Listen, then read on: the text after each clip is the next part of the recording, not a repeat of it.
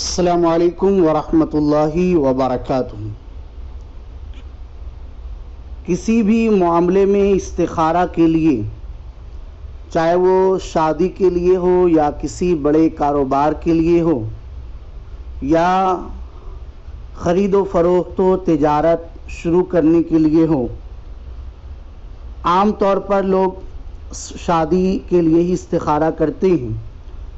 خود بھی استخارہ کر سکتے ہیں اگر پابند ہیں نمازوں کے اور دیگر عمل کرتے رہتے ہیں تو ان کے لیے یہ عمل ہے۔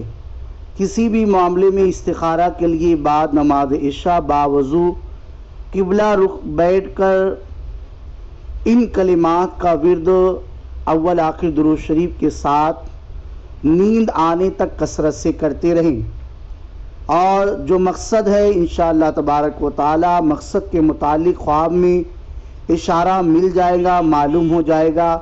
وہ آیت کریمہ یہ ہیں: بدیع السماوات والارض یا بدیع۔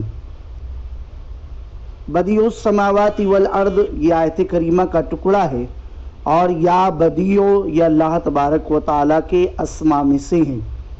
تو آپ اول آخر درود شریف پڑھیں، باوضو رہیں، قبلہ رخ منہ کر کے بستر پر بیٹھ جائیں جب تک نیند کا غلبہ یا نیند آنے کا یقین نہ ہو جائے۔ جب نیند آئے تو سیدھی کروٹ سو جائیں اور ذہن میں استخارہ کا معاملہ رکھیں۔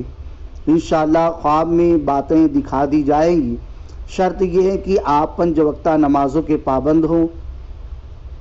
پھر سے سنتے ہیں کلمات: بدیع السماوات والارض یا بدیع، اسکرین پر دکھایا بھی جا رہا ہے۔